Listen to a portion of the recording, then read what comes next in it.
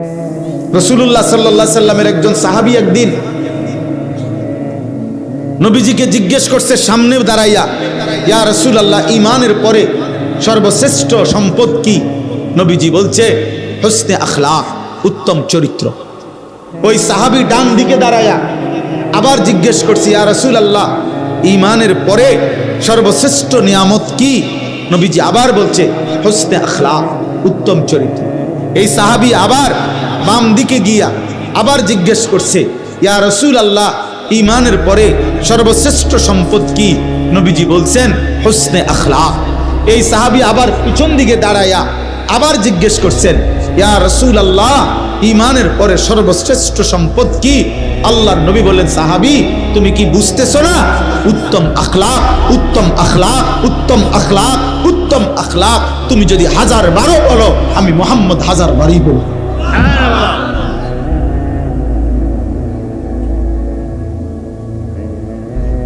যার আখলাক নাই তার জীবনে কিচ্ছু নাই রে আব্বা।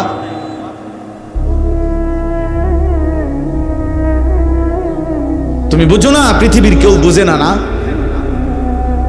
তোমার চেহারা দেখলে বোঝা যায় না তোমার চুলের কি হালাত, চেহারার কি হালাত। গুনাহ তোমারে কি করে বানাইছে কেউ বুঝে না। রাত 2টায় তুমি কি দেখো, কেউ বুঝে না। রাত 12টায় তুমি কি দেখো, কেউ বোঝে না। একাকী বন্ধুদের আড্ডায় তোমরা মোবাইলে কি করো, কেউ বোঝে না। না, সবাই সিরা খায় আর তুমি শুধু ভাত খাও না।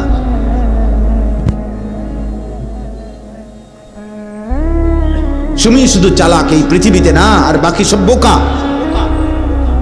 হে যুবক, মনে রাখো, তোমার মোবাইল দিয়া, তোমার কথা দিয়া, তোমার আখলাক দিয়ে তুমি যতগুলো ছেলেকে নষ্ট করতেছ, আল্লাহর কসম, ওদের জীবনের সমস্ত গুনার সমপরিমাণ শাস্তি নাফরমান তোকে ভোগ করতে হবে।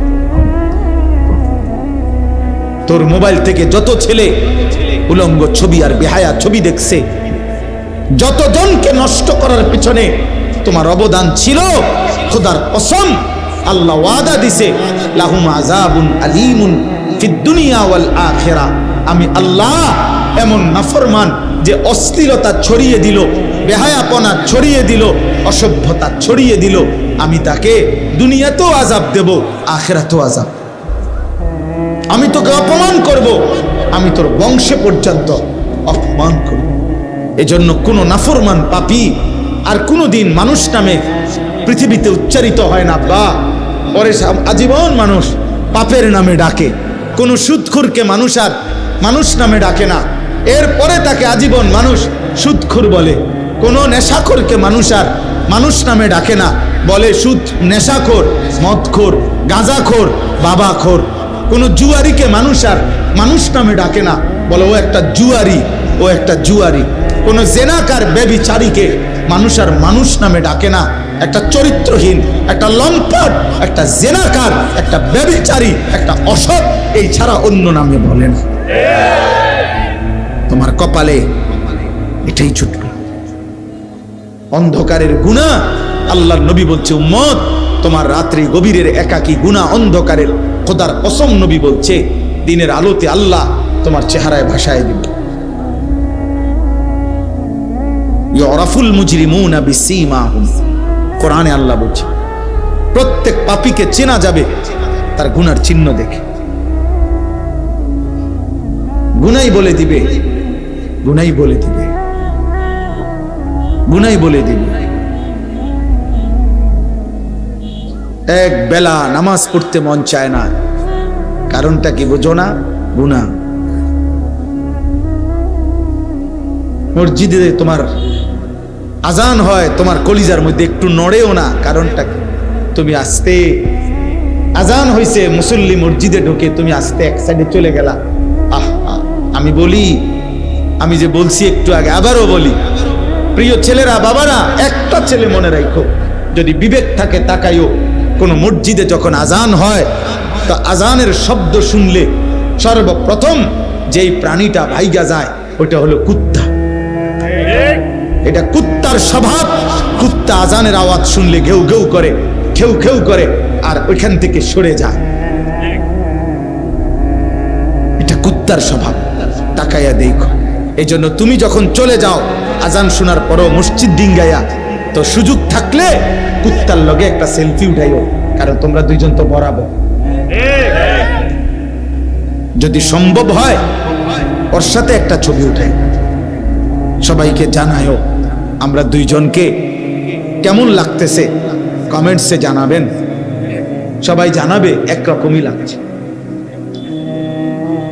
ওইটাও পেশাব করে পানি নেয় না, টয়লেট পেপারে ঢিলা কুলুক ব্যবহার করে না তুমিও, ওইটাও সেজদা দেয় না তুমি। তাবাকান নালু বিন নাল, এক জুতা আরেক জুতা সমান হয়েছে, এটা আরবিতে কয় আর কি, তাবাকান নালু বিন নাল, দোনো জুতা সমান হয়েছে, ঠিক মতো লাগছে। মানুষ কয় না জুতা পায়ে লাগছে নি দেখো, তো বলে যে হ্যাঁ ওই যে দেখো অসভ্য, অসভ্যই নিজে হাসে। এবার বলো কেমন লাগলো, এবার হেরে ধরো।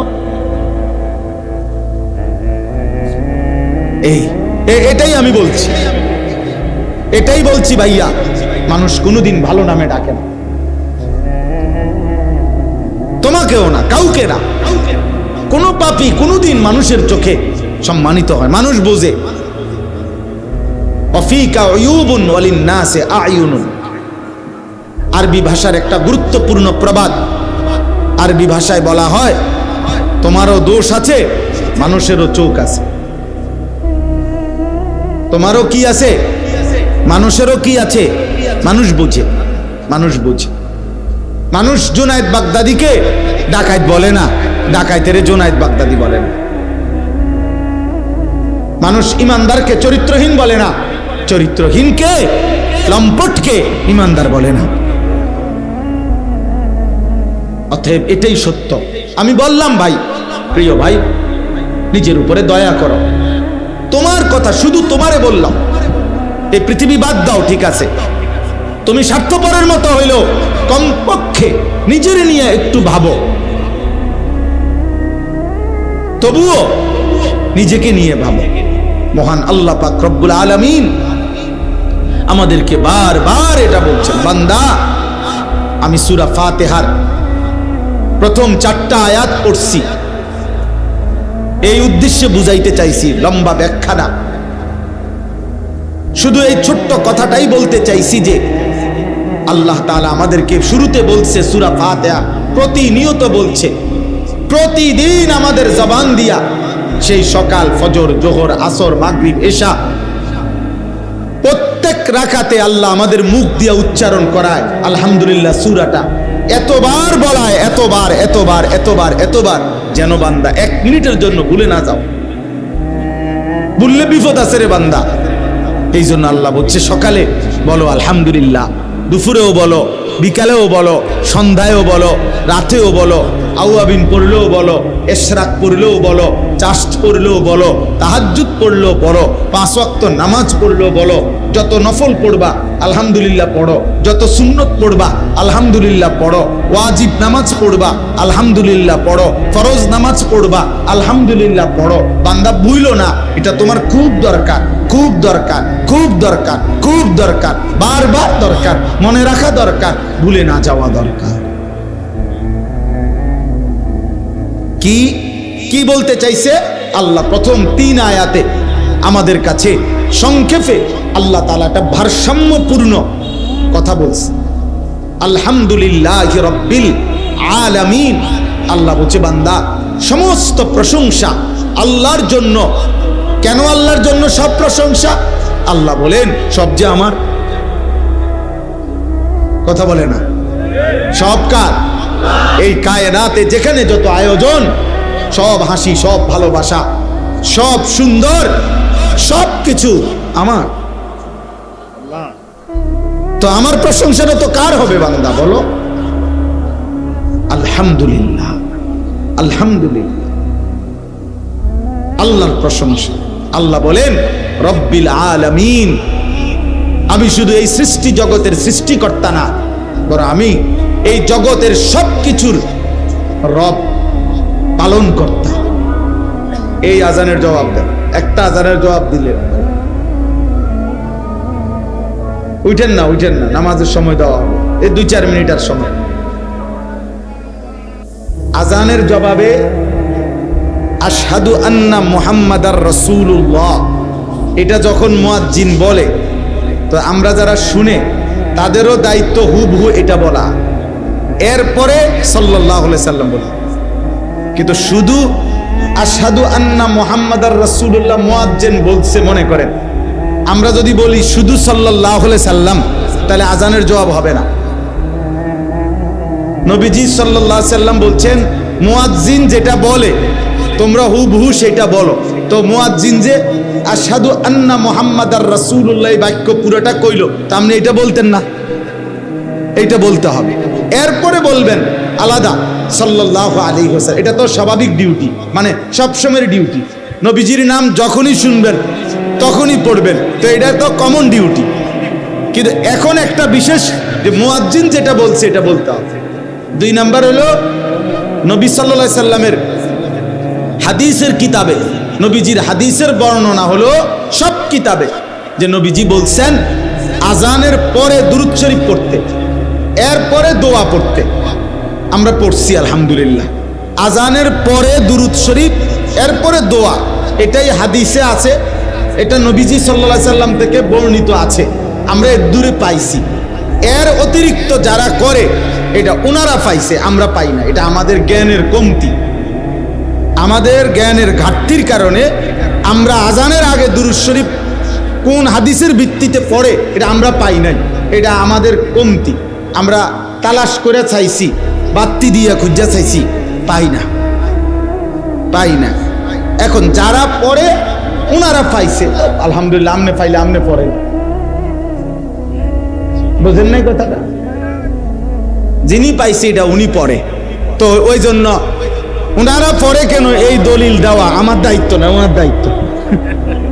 কথা বোঝেন নাই? মোহাম্মদুল যে পড়ে এটা হে দায়িত্ব দিব, হের দায়িত্ব হে দলিল দিব। আমারটার দলিল আমি বলছি যে এটা যে সবাই জানে, সব কিতাবে আছে। নবীজি সাল্লাল্লাহু আলাইহি সাল্লাম বলছেন আজানের পরে তোমরা দুরূদ শরীফ পড়ো, অতঃপর আমার উপরে কি পড়ো? এই দোয়া এটা পড়ো। আল্লাহ আমাদেরকে বুঝার তৌফিক দান করেন। তো আমি বলতেছিলাম, আমি শেষ করে দিচ্ছি। আল্লাহ, আমরা 7:10 ইনশাআল্লাহ বা 15-তে আমরা নামাজ পড়বো ইনশাআল্লাহ, ওযুর সময় দেওয়া হবে। তাইলে আল্লাহ তাআলা বললেন, বান্দা আলহামদুলিল্লাহি রব্বিল আলামিন, আমি শুধু সৃষ্টিকর্তা না, বরং আমি রব। আমি আল্লাহ কি? রব। রব রব মানে কি? পালন কর্তা। পালন কর্তা মানে কি? এই রবের অর্থ যেই পালন কর্তা। 1 মিনিট শুধু বুঝেন।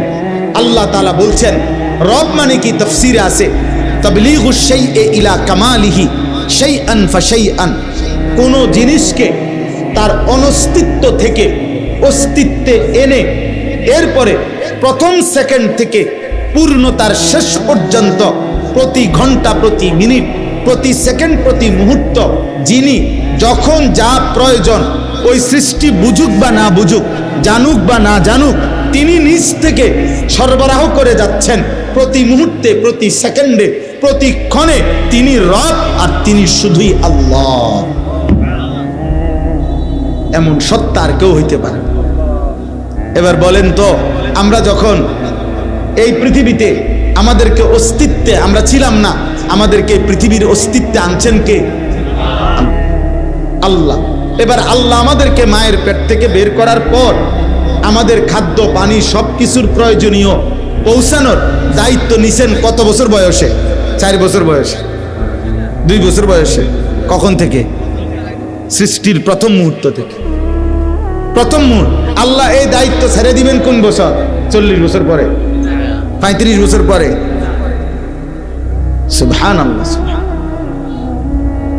আমার মৃত্যুর সেকেন্ড পর্যন্ত এবং মৃত্যুর পরেও তিনি কখনোই তার বান্দাকে ছেড়ে দেবেন না, ছেড়ে দেবেন না। এই জন্য আল্লাহ বলেন, আমি এমন রব, যে রব তুমি জানো না কখন কি লাগবে, আমি পৌঁছাচ্ছি। তুমি ঘুমায় গেছো, তোমার বাড়ির একটা বদনা বাথরুমের, এটা পর্যন্ত তুমি বাথরুমের ভিতরে লাগাইয়া সিটকারি লাগাইয়া দিছ, যাতে বদনা কেউ চুরি না করে। আল্লাহ বলে, বান্দা 30 শতক জমির মধ্যে যে ফসল ফলাইলা, সাইডে দিয়ে কোনো বাউন্ডারি ওয়াল দিলা না, উপরে কোনো চালও দিলা না, দরজাও দিলা না, সিটকারিও লাগাইলা না, তালাও দিলা না, এত বড় বিস্তীর্ণ ক্ষেত কার কাছে রাইখা গেল?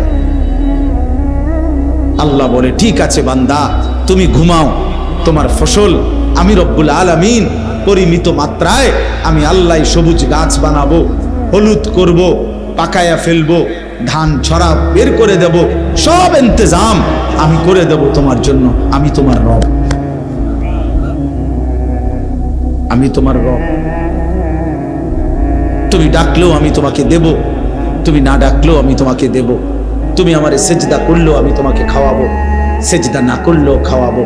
আমার গোলামি করলেও আমি মুখে খাবার তুলে দেব বান্দা, আমার গোলামি না করলেও খাবার তুলে দেব আমি। তুমি জানো না বান্দা, তোমার খাবারের এক লোকমা, এই এক লোকমা খাবার তোমার মুখে পৌঁছাইতে গিয়ে আমি আল্লাহ আমার এই পুরা সৃষ্টি জগৎটাকে ব্যবহার করতেছি।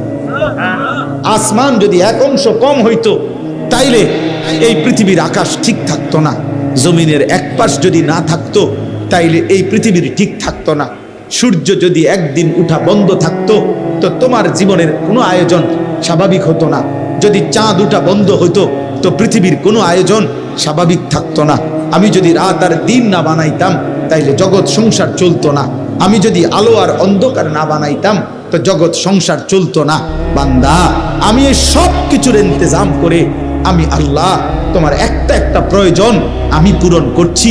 সেই আমি যদি একটা সেজদা না পাই, আমি যদি একটা গোলামি না পাই, এর চাইতে বড় অকৃতজ্ঞতা আর কি হতে পারে? আর কি হইতে পারে আম্মা? सारे दुनिया तेरे लिए, तू सिर्फ मेरे लिए। আল্লাহ বলছে বান্দা तमाम দুনিয়া তোমার জন্য, তুমি শুধুই আমার জন্য, আমার জন্য। আমি তোমার কাছে একটা সেজদা চাই, আমি তোমার একটা শুকরের বাক্য চাই, আমি তোমার জবান দিয়ে শুনতে চাই যে তুমি বলবা আলহামদুলিল্লাহ। আল্লাহ আপনি খাওয়াইছেন, আপনি পড়াইছেন, আপনি ঘুম দিছেন, আপনি জাগায় দিছেন, আলহামদুলিল্লাহ। আলহামদুলিল্লাহিল্লাযী আহইয়ানা বা'দা মা আমাতানা, গুফরানাকা আলহামদুলিল্লাহিল্লাযী। আল্লাহ, পায়খানাও যদি জমে থাকতো পেটে আমি বাঁচতে পারতাম না, পেশাব যদি আটকায় যায় মাওলা আমি বাঁচবো না। আপনি আমার পেশাব, আপনি আমার পায়খানা পরিমিত মাত্রায় আমার শরীর থেকে বের করে দিয়েছেন, আলহামদুলিল্লাহ। আপনার শুকর মাওলা। আলহামদুলিল্লাহ জীবন এমন এক শব্দ বাবা, যে শব্দ মানুষের জীবন বদলে দেয়, প্রতি মুহূর্তে আল্লাহর দিকে ফিরাইয়া দেয়। এই জন্য আল্লাহ বলছে বান্দা, আমি গোটা সৃষ্টি জগৎ লালন পালন করি, তোমাকেও লালন পালন করি, অতএব সব প্রশংসা প্রাপ্য কে? আল্লাহ। এবার আল্লাহ বলেন আর রহমানির রাহিম। আমি কারো চাপে পড়ে, কারো বাধ্য হয়ে, নিরুপায় হয়ে, কারো ভয়ে, কারো ক্ষমতার ডরে আমি আল্লাহ রিজিক দিচ্ছি না, লালন পালন করছি না, বরং আমি রহমান, আমি দয়ালু, আমি দয়ার সাগর, মহাসাগর, আমি পরম করুণাময়, আমি মেহেরবান। এই দয়ার কারণে, মায়ার কারণে আমার গোটা সৃষ্টি আমারে ডাকলো খাওয়াই, না ডাকলো খাওয়াই, সেজদা দিলেও দেই, না দিলেও দেই। এবার আল্লাহকে যদি বলেন আল্লাহ, এবার আল্লাহ বলে মালিক ইয়াউমিদ্দিন। এ ভাই শেষ কথা শুনেন, আল্লাহ বলে বান্দা তবে দুনিয়া তো আমি দয়া মায়া করে ডাকলেও দেই, না ডাকলেও দেই, কিন্তু এই কথা মনে করে তুমি ভেবো না আমি এভাবেই ছেড়ে দেব, আমি খুব দয়া দেখাচ্ছি বলে তুমি মনে করো না আমি আল্লাহ আর কিছু বলবো না। না, আল্লাহ ভারসাম্য করে দিছে, ব্যালেন্স করে দিছে। মালিক ইয়াউমিদ্দিন, আমি কিন্তু সাথে সাথে বিচার দিনের মালিক, আমি কিন্তু বাদশাহ, আমি কিন্তু রাজাধিরাজ, আমি কিন্তু সবচেয়ে ক্ষমতাধর। আমি দুনিয়ার জমিনে দয়া করে যত কিছু দিছি, এই সব কিছুর একটা একটা বিন্দু, একটা নিঃশ্বাস, একটা চোখের পলক আমি হিসাব নেব, হিসাব। আজ সব দিলাম, সেদিন সব হিসাব নেব। কাজে এদিক সেদিক ঘুরা কুলাই থাকতা না তুমি আমার সাথে, আমি নিয়ে আসবো তোমাকে হিসাব। মালিক ইয়াউমিদ্দিন, এই যে ভারসাম্য, সব দিলাম নাও, তবে আবার ফেরত নেব, আবার হিসাব নেব। এখন সব দিলাম, যাও। এই জন্য শেষ কথা হলো আল্লাহ আমাদেরকে এটা শিখাইছে বান্দা, যেহেতু তুমি বুঝো যে আমি সব দিছি দেব, কিন্তু আমি কিন্তু সব হিসাবও নেব। যিনি বাদশাহ তিনি পুরস্কার যেমন দেন তিনি শাস্তিও দেয় না? হ্যাঁ, আমি মালিক, আমি মালিক, আমি বাদশাহ, আমি রাজাধিরাজ, আমি বিচার দিনের মালিক। আমি যেমন পুরস্কারও দেব তেমন শাস্তিও দেব। অতএব শেষ কথা হলো, আল্লাহ বলে বান্দা অতএব যদি এটা বুঝে থাকো তাহলে তুমি বিবেক দিয়ে এটা বুঝে নাও, ইয়্যাকা না'বুদু ওয়া ইয়্যাকা নাস্তাঈন। অতএব তোমার উচিত দিল থেকে আল্লাহকে কথা বলা যে আল্লাহ, যেহেতু আপনি আমাকে সব দিয়েছেন, এই হিসাবেই আপনি আমার কৃতজ্ঞতা পাওয়ার উপযুক্ত। আবার সাথে সাথে এই ভয়ও দেখাইছেন যে আপনি হিসাব নিবেন, কাজে এই হিসাবেও আমি উল্টা পাল্টা করা ঠিক হবে না। অতএব আমি মেনে নিচ্ছি, আমি আপনার গোলামি করব। ইয়্যাকা না'বুদু, এবার শুধু শেষ, ওয়া ইয়্যাকা নাস্তাঈন। আল্লাহ, আমি ফয়সালা নিছি আপনারে মানব, আপনার গোলামি করব, তবে আমি দুর্বল মানুষ। আল্লাহ, আমি দুর্বল, কমজোর, আমি অক্ষম, আপনার কাছে আমি ওয়া ইয়্যাকা নাস্তাঈন সাহায্য প্রার্থনা করছি, আপনি আমারে সাহায্য কইরেন। আপনি যদি আমারে তৌফিক দেন, সাহায্য করেন, আমি সেজদাও দিতে পারবো, গোলামিও করতে পারবো, হালাল পথে চলতেও পারবো। আল্লাহ বলছে আচ্ছা ঠিক আছে। বলি আব্দি মা সাআলা, পরিষ্কার হাদিসে আছে কোন বান্দা যখন দিল থেকে সূরা ফাতিহা পড়ে আল্লাহ প্রত্যেক আয়াতের জবাব দেন। আর আল্লাহ বলে বলি আব্দি মা সাআলা, এই শব্দ আছে হাদিসে। আল্লাহ নিজে বলে বান্দা তুমি যা চেয়েছো তাই তোমাকে দেওয়া হবে, তুমি যা চেয়েছো তাই তোমাকে দেব। তুমি আমার সাহায্য চাইছো, আমি করব, আমি করব, তুমি শুধু বলো আমার গোলামি করবা কেন। এই জন্য আজকে কিশোর ভাই, নওজোয়ান ভাই, বয়স্ক বাবা, আজকের এই মাদ্রাসা খাদিজাতুল কুবরা, এই মাদ্রাসার এই মাহফিলে আমি সবার কাছে অনুরোধ করলাম, কিশোর যুবক তোমরা চরিত্র হেফাজত করো, নজর হেফাজত করো, আখলাকের হেফাজত করো।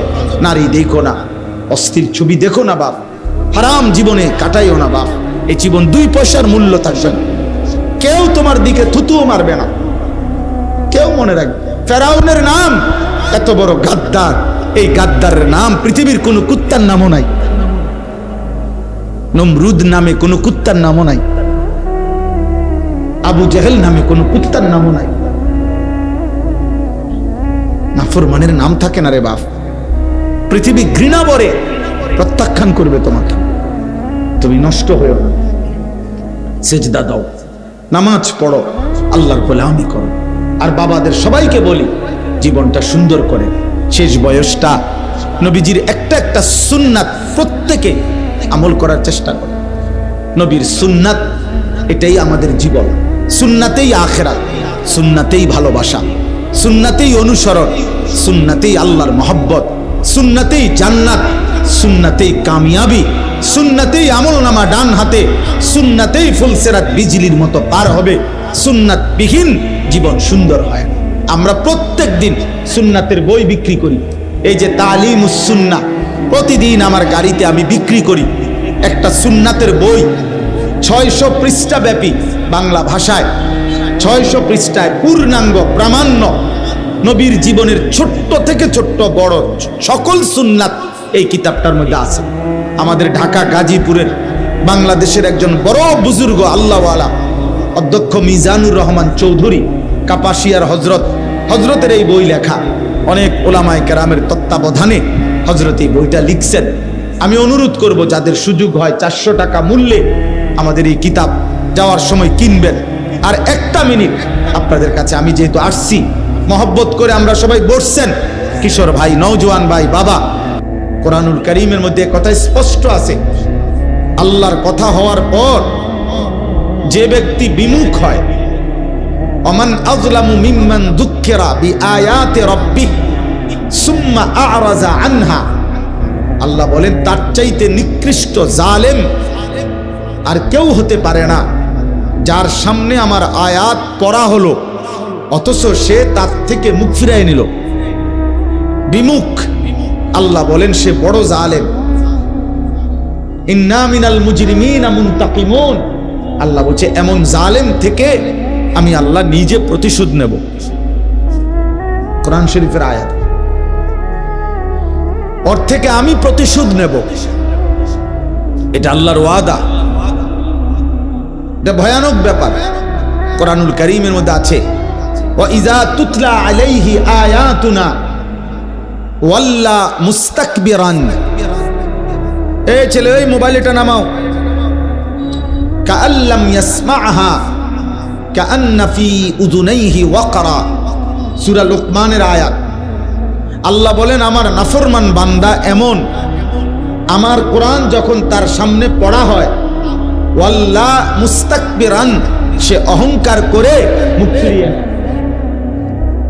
মুখ ফিরিয়ে নেয়, অহংকার করে।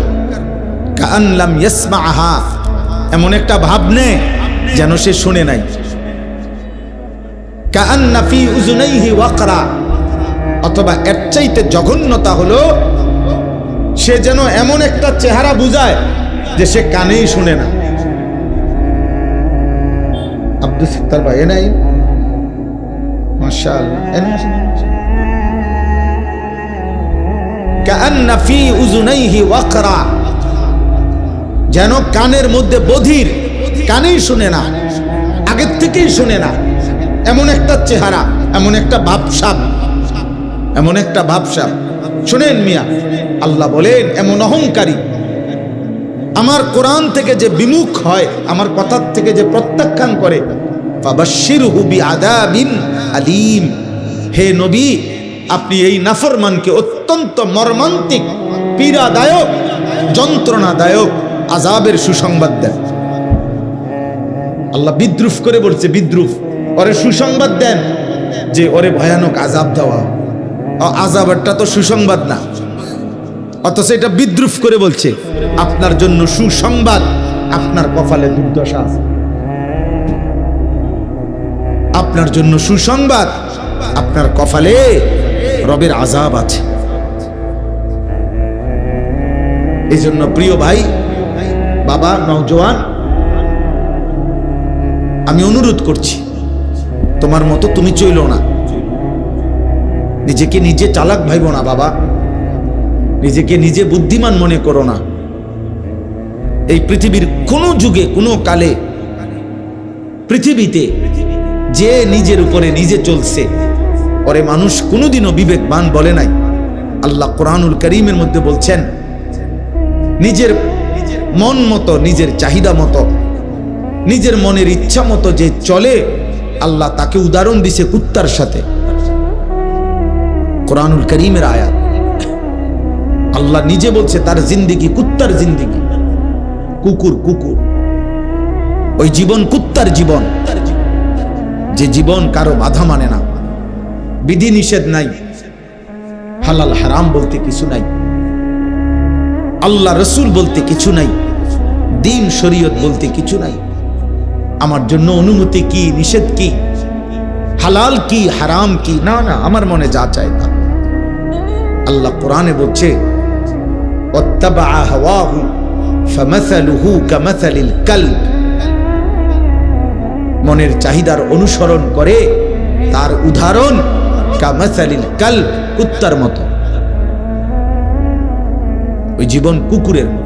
কুকুরের বৈশিষ্ট্য, কুকুর বিরানিতেও মুখ দেয়, পায়খানাতেও মুখ দেয়। এজন্য নাফরমানের স্বভাব এটা, ও হালাল হারাম মানে না। হ্যাঁ, ভালো টাকাও নেয়, সুদের টাকাও নেয়, মাকেও দেখে, আবার রাস্তার নর্তকীও দেখে, বেহায়া নারীও দেখে, মধুও খায়, মদও খায়, সালামও দেয়, গালিও দেয়। বুঝলেন নাই? হালাল হারামের কি নাই, পার্থক্য নাই। এ জানোয়ারের আখলাক। হালাল হারাম এই পার্থক্য যার মধ্যে নাই, ওর আচরণ, ওর জিন্দেগি কুকুরের জিন্দেগি, জানোয়ারের জিন্দেগি। এজন্য তুমি মনে করো না যে এই সমাজের কেউ তোমাকে কিছু বলে না, এই কারণে তুমি মুক্ত, তুমি স্বাধীন, তুমি আজাদ। না না বাবা, আল্লাহ তাআলা বলছেন, বান্দা, আমি যত কিছু দিয়েছি, আমি তত কিছুর হিসাবও নেব। গোটা দুনিয়া তোমাকে ছেড়ে দিলেও আমি আল্লাহ ছাড়বো না, আমার কাছেই ফিরতে হবে। ওয়া ইলাইহি তুরজাউন, আল্লাহর কাছেই তোমরা ফিরে আসবে। ওয়া ইলাইহিল মাসির, আল্লাহর কাছেই তোমাদের। আপনারা এদিকে তাকান, ওরা ওদের ফিকির করুক, আপনারা আমার দিকে তাকান। আপনারা তাকাইয়া করবেন কি? এখানে বৈশা তাকা তামসা দেখেন। এই জন্য আমরা প্রত্যেকে এটা বুঝা উচিত। আল্লাহ বলছে বান্দা ঘুরে ফিরে আমার কাছে আসতে হবে। যত দিকেই যাও না কেন বান্দা, সেজদা দিতে দিতে আব্দুল কাদের জিলানী হলেও মৃত্যু হবে, নাফরমানি করতে করতে ফেরাউন নমরুদ হলেও মৃত্যু হবে। চলে আসতে হবে। তুমি হাসলেও মরে যাবা, কাঁদলেও মরে যাবা, সুখে থাকলেও মৃত্যু হবে, দুঃখে থাকলেও মৃত্যু হবে। রাজপ্রাসাদের অট্টালিকায় তারও মৃত্যু হবে, জীর্ণ কুঠির কুড়ে ঘরে তারও মৃত্যু হবে। জীবনভর যে সুখে তারও মৃত্যু হবে, জীবনভর যে দুঃখে তারও মৃত্যু, তারও মৃত্যু হবে। চলেই যেতে হবে। ওয়াজাআত সাকরাতুল মাউত বিল হক যালিকা মা কুনতা মিনহু তাহিদ। আল্লাহ বলে বান্দা তুমি বারবার মৃত্যু থেকে পলায়ন করেছিলে, আজ সত্যি সত্যি মৃত্যু যন্ত্রণা চলেই আসলো, তুমি চলেই গেলা, তুমি চলেই যাবা, থাকতে পারবা না, থাকতে পারবা না। হাত্তা ইযা জাআ আহাদাহুমুল মাউত ক্বালা রাব্বিরজিউন। আল্লাহ বলছে যখনই বান্দা মৃত্যুর সময় হয়ে যায়, মালাকুল মউত আজরাইল আসে, প্রত্যেক নাফরমান পাপী আল্লাহকে বলে আল্লাহ আর কিছুদিন দুনিয়ায় থাকতে দেন, লাআল্লি আ'মালু সালিহান ফীমা তারাকতু। আর বলে আল্লাহ যেই নেক আমলগুলো ছুটে গেছে এবার আর কিছুদিন যদি দুনিয়ায় থাকতে দেন আমি নেক আমল করব। কোরআনে আছে, আল্লাহ বলেন কাল্লা, কখনোই না, কখনোই না বান্দা। মৃত্যুর সময় হলে আমি কাউকে সুযোগ দিই। যদি আজরাইলকে সামনে এনে সুযোগ দিতাম ফেরাউনকে, তো ফেরাউনও ভালো হয়ে যেত। আজরাইলকে সামনে এনে যদি নমরুদকে সুযোগ দিতাম, তো নমরুদও ভালো হয়ে যেত। কিন্তু আমি দিই না। ওয়ালান ইউআখিরাল্লাহু নাফসান ইযা জাআ আজালুহা। আল্লাহ বলেন আমি কোন প্রাণ, কোন আত্মা, একটা পিঁপড়া, একটা মশা, একটা মাছিকেও তার নির্ধারিত মৃত্যুর সময়ের অতিরিক্ত 1 সেকেন্ড আমার জমিনে থাকতে দেই, কখনোই না, কখনোই না। এর জন্য আজকে কিশোর নওজোয়ান ছেলে তোমাদের কাছে, তোমাদের বিবেকের হাতেই তোমাদেরকে ছেড়ে দিলাম। একটা পর্যায়ে তোমরা এসে এমন একটা বয়সে পৌঁছ, 16 বছর, 20 বছর, অনেক ছেলে তোমরা বাঁধন হারা, বাবা মা, আল্লাহ, রসুল, ইসলাম, কোরআন, কোনো কিছুই তোমরা ধার ধারছ না। কিন্তু তুমি মনে রাখো এটা শেষ কথা না। তোমার মতো যৌবন তোমার দাদারও ছিল, তোমার বাবারও ছিল। যৌবনের ঘোড়া অনেকেই দৌড়াইছে, শেষ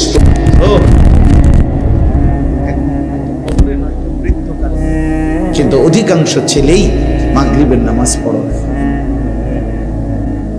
চেহারা দেখেই বোঝা যায় বেনামাজি অসভ্য, বেনামাজি বেয়াদব, বেনামাজি গাদ্দার, বেনামাজি অহংকারী। গাদ্দারের চেহারা দেখলেই চেনা যায়, সভ্যের চেহারা দেখলেই চেনা যায়, বেয়াদবের চেহারা দেখলেই চেনা যায়, অহংকারের চেহারা দেখলেই চেনা যায়। ও আল্লাহর দুশমন। যারা আজকের মাগরিব একটা সেজদাও দিলা না, তুমি আল্লাহর দুশমন, তুমি রাসূলের দুশমন, তুমি কোরআনের দুশমন, তুমি ইসলামের দুশমন।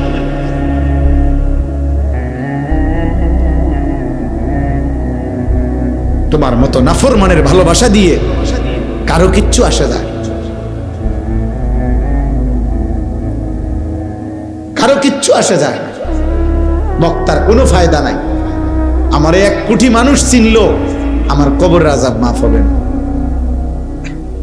আমারে 10 কোটি মানুষ চিনলো, তোমার কবরের আযাব মাফ হবে না। আমার দ্বারা আমারও ফায়দা নাই, আমার জনপ্রিয়তা দ্বারা তোমারও কোনো ফায়দা।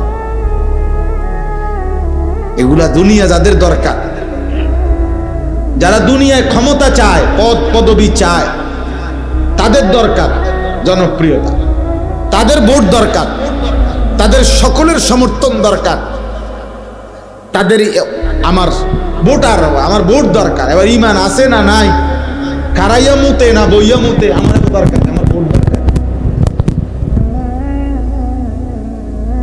আমার দরকার একটা ভোট। কিন্তু যার আখিরাত দরকার, তার সেজদা দরকার, তার গোলামি দরকার, আল্লাহর বন্দেগী দরকার, রাসূলুল্লাহ সাল্লাল্লাহু আলাইহি সাল্লামের অনুসরণ দরকার। বলো বাপ, প্রয়োজনে উঠে যাও, এখন উঠে যাও, আমি অনুমতি দিলাম। বেনামাজি উঠে যাও বাপ, তোমার মতো নাফরমান না বসলেও ভালো ছিল, আমার কোনো অসুবিধা হবে না, আমি কোনো অসুবিধা বিব্রত হব না। আমি 4 জন মানুষের সামনে ওয়াজ করছি, 4 ঘন্টা, 3 ঘন্টা, 3.5 ঘন্টা। আমি যাই যে 6 মাস ওয়াজ করি না।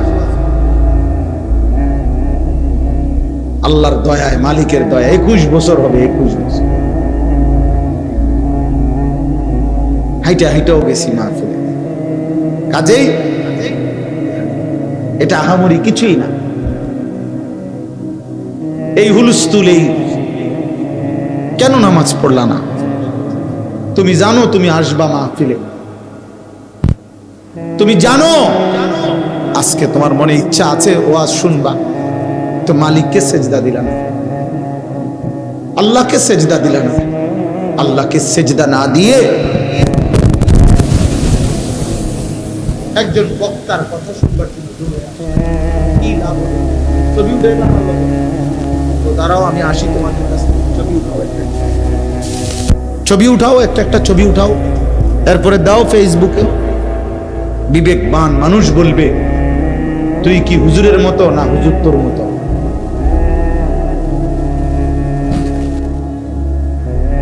কি বুঝাইতে চাচ্ছ? হুজুরের লগে ছবি উঠাইয়া কি হুজুর তোমার মতো না তুমি হুজুরের মতো? এটা আগে বলো। যদি কারো বিবেক থাকে সেটা বলো।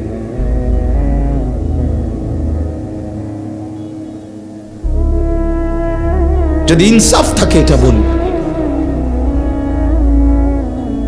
অতএব দোস্ত, আমার বাবা, আমার প্রিয় সন্তান, ঠিক করলা না, ঠিক করলা না। সব গাদ্দারির শেষ আছে। এই পৃথিবীর তোমার চাইতে বড় অহংকারী, মুতাকাব্বির, তোমার চাইতে বড় ক্ষমতাধর, তোমার চাইতে বড় বাহাদুর, তোমার চাইতে বড় অহংকারী বারবার আল্লাহকে বৃদ্ধাঙ্গুলি দেখাইছে। সকালে একবার রব ডাকছে হাইয়া আলাস সালাহ, বুড়া আঙ্গুল। দুপুরে একবার হাইয়া আলাস সালাহ, বুড়া আঙ্গুল। আসরে একবার, বিকালে একবার, সন্ধ্যায় একবার, রাতে। প্রতিবার নাফরমান বলছেন না না যাব না, নামাজ যাব না, যাব না, যাব না। আও না বান্দা, এটা কামিয়াবির রাস্তা। এই সেজদার মধ্যে শুধু সেজদা না, সফলতা, কামিয়াবি আছে এখানে, সফলতা আছে এখানে। দুনিয়া আখিরাতের সব প্রয়োজন পূরণ হবে এখানে। নাফরমান বান্দা বলে না আমার লাগবে না। আল্লাহ আমার বন্ধু, যে আমার 1 কাপ চা খাওয়ায় আমি তার প্রতি কৃতজ্ঞ। যে আমার একটা বন রুটি খাওয়ায় আমি তার সাথে 3 ঘন্টা হাঁটতে রাজি। যে আমাকে এত বড় সৃষ্টি দিয়ে লালন পালন করে আমি তাকে একটা সেজদা দিতে রাজি না। তোর চাইতে নিকৃষ্ট বেয়াদব আর কেউ নাই, তোর চাইতে বড় গাদ্দার আর কেউ নাই। গাদ্দার বেটা তুই, গাদ্দার বেটা। 10 টাকার বন রুটি খাবাইলে তো মানুষ তার সাথে কিছুক্ষণ চলে। যে লোকটা আমার একটা বন আর এক কাপ চা খাওয়াইছে, এক সপ্তাহ পরে যদি ডাক দেয় চল দোস্ত কদ্দুর হাইটা আসি, ও বলবে মাত্র এক সপ্তাহ আগে আমারে একটা বন আর একটা চা খাওয়াইছে, আজগা কেমনে মুখের উপরে মানা করি, আচ্ছা যাই 10 টাকার কৃতজ্ঞতা যদি হয় এতটুকু, এত বড় সৃষ্টি জগৎ দিয়ে যিনি আমাদেরকে লালন পালন করছেন তার কোনো কৃতজ্ঞতা নাই?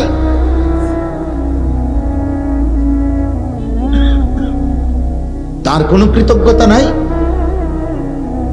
তিনি একটা সেজদা প্রাপ্য না?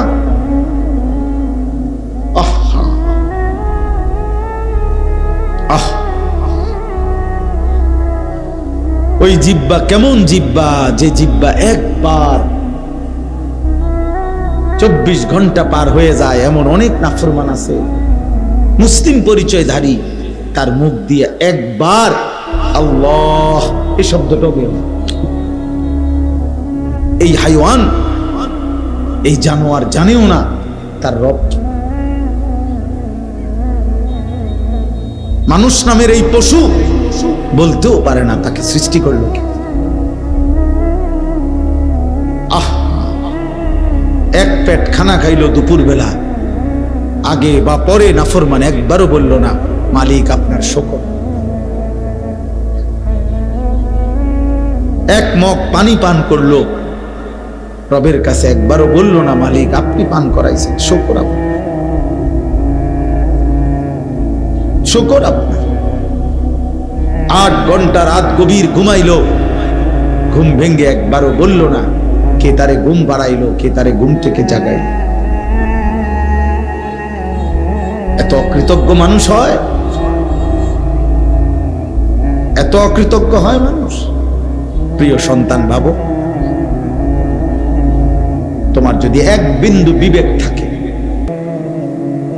যাররা পরিমাণ আকল থাকে, দিমাগ থাকে, যদি পাগল না হইয়া থাকো, যদি মাতাল না হও, যদি প্রতিবন্ধী না হও, যদি সুস্থ সবল স্বাভাবিক বিবেকবান কোনো মানুষ হইতে পারেন, প্রত্যেকেই ভাবেন, আপনারা বাবারা ভাবেন, আপনাদের চোখের সামনে আপনাদের ছেলেরা এক ওয়াক্ত নামাজ না পড়ে প্রতিদিন পার করে দিতেছে, আপনারা কোনো কান্না নাই, আওয়াজ নাই, কোনো শব্দ নাই, আপনারা আরামসে বিড়ি খাইতেছেন, চা খাইতেছেন, চা দোকানে গপ করতেছেন, আপনারা বসে বসে কেবল ভাত মাছ বিল্ডিং জায়গা জমি এরই হিসাব করতেছেন। আহা, এত বেখবর মুসলিম মা বাবা হওয়ার কথা না,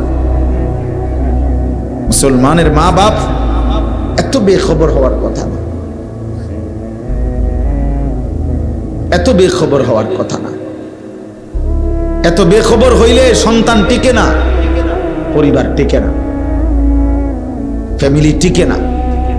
কোরআনুল কারীমের মধ্যে আল্লাহ তাআলা আলাদা আলাদা করে ব্যক্তির সংশোধনে কি করতে হবে তা বলছে, ঘরের সংশোধনে কি করতে হবে তা বলছে, পরিবারের সংশোধনের জন্য কি করা উচিত আল্লাহ কোরআনে বলছেন, একটি সমাজের সংশোধনের জন্য কি করতে হবে আল্লাহ তা বলছেন, একটি রাষ্ট্রের সংশোধনের জন্য কি করতে হবে তা আল্লাহ তাআলা বলছেন।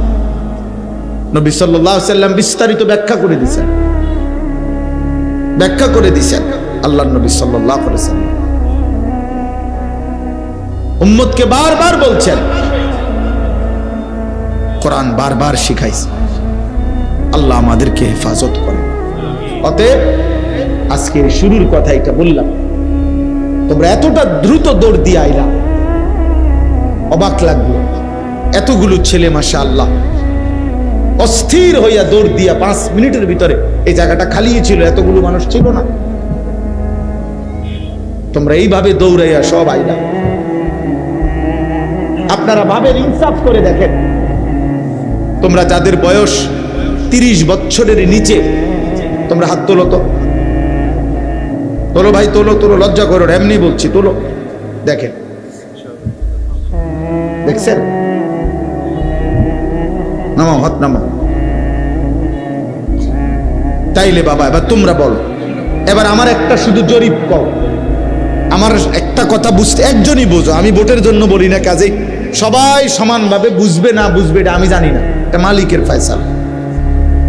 কিন্তু আমি একটা ছেলেই যদি বুঝো, আমি বলতে চাই এইখানে যে যদি 2, 4, 500 ছেলে হয়, ধরে নিলাম 500 ছেলে, তাহলে এই 500 জন কিশোর যুবক 30 বছরের নিচে যাদের বয়স, এরা ধরে নেন এরা সর্বোচ্চ এই আশপাশের 20 থেকে 30 কিলোমিটার জায়গার ছেলে, বোঝেন না হিসাবটা, সর্বোচ্চ 30 কিলো, তাহলে 30 কিলোমিটার। এখানে কোনো এখানে শ্রোতা নর্থ বেঙ্গল থেকে আসে না, হ্যাঁ ধরে নিলাম 30, তো এখানে পার্বত্য চট্টগ্রাম থেকে কেউ আসে নাই, এখানে কেউ রংপুর, দিনাজপুর, ঠাকুরগাঁও থেকে আসে নাই, এখানে বরিশাল, খুলনা থেকে কেউ আসে নাই, এখানেরই আশপাশের 20 থেকে 30 কিলো ধরলাম আমি সর্বোচ্চ।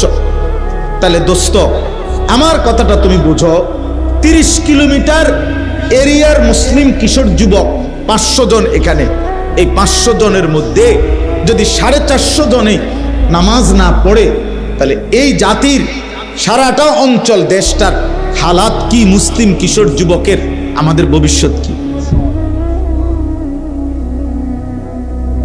এমন যদি হইতো যে পুরা বাংলাদেশ মিলাইয়া 10 কোটি মুসলমানের মধ্যে এই কয়জন শুধু নামাজ পড়ে না, তাইলে তো মনটারে বোঝাইত। মনে করো 20 কিলোমিটারের ভিতরে যদি এত বেশি না বেনামাজি, তোমরা তাকাইয়া দেখো, তাহলে সারা দেশের চিত্র কি? আমাদের ইসলামের হার আত্মসমালোচনা করি আমরা, আমাদের সমালোচনা আমরা করি, মানে আমাদের ইসলাম, আমরা মুসলমান, আমাদের সন্তান নিয়ে আমরা ভাবি, তাহলে আগামী দিনে আমাদের পরিণতি কি হবে?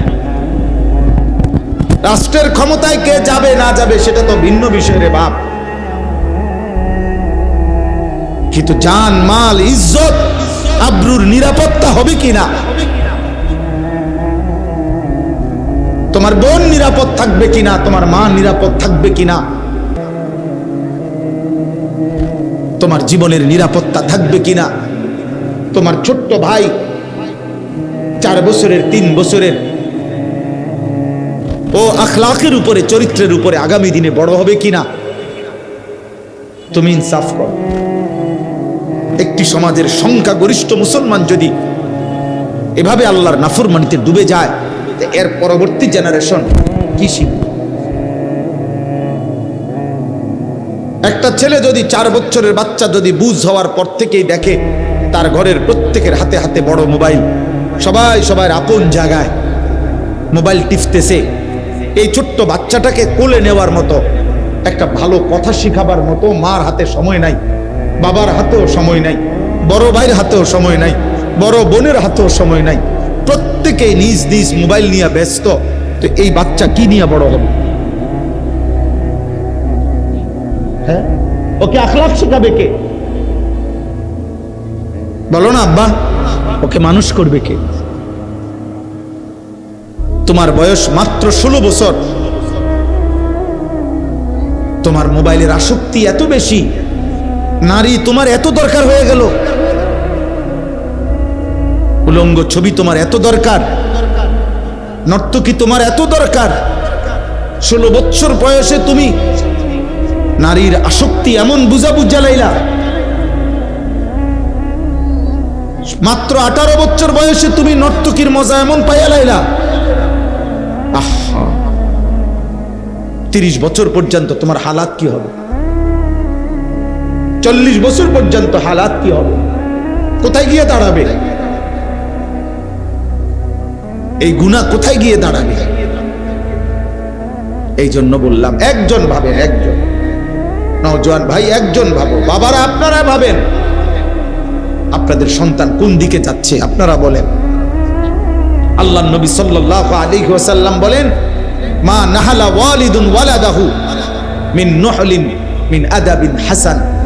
কোন পিতা মাতা, বিশেষ করে কোন বাবা তার সন্তানের জন্য যা রেখে যায়, নবী বলছে সর্বোত্তম যেই হাদিয়া উপঢৌকন রেখে গেল, তা হলো আদাবুন হাসান, উত্তম আখলাক, উত্তম চরিত্র, সন্তানের উত্তম আদব আখলাক।